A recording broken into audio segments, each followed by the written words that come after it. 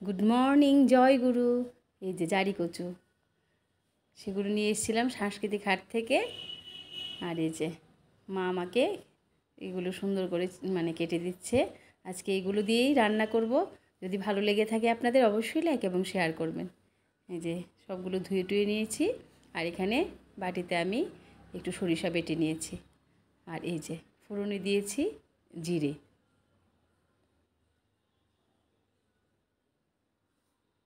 সাংস্কৃতিক হাটে প্রত্যেক রোববারেই এখানে বসে, এত সুন্দর একটা বাজার বসে, আপনারা যাবেন,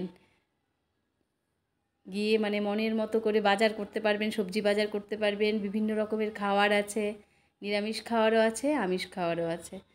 আপনারা যে যেরকম, ভেজিটেরিয়ানরা ভেজ খাবার আছে। আর এত আনন্দ হয় সেখানে, এত নাচে গানে একদম ভরপুর। অ্যাকচুয়ালি রোববার দিন আমরা কোথায় যাব অনেক সময় আমরা ভাবি, কিন্তু সবাই যদি ফ্যামিলি নিয়ে ওখানে যাই, সত্যিই ভালো লাগবে আপনাদের। আমার তো ভীষণ ভালো লাগে, আমি তো সময় পেলেই চলে যাই। এই যে আমি এবার জারি কচুগুলোকে একটু ভেজে নিচ্ছি। এগুলো মোজে একদম অল্প হয়ে গেছিলো, তার জন্য ঝিঙে ছিল, ওই ঝিঙেও দুটো দিয়ে দিয়েছি। এগুলো আমার গাছের ঝিঙে, আমি আপনাদের দেখিয়েছি আমার গাছের ঝিঙে ধরেছে। এখন স্বাদ মতো নুন আর একটু হলুদ গুঁড়ো দিয়ে দিলাম।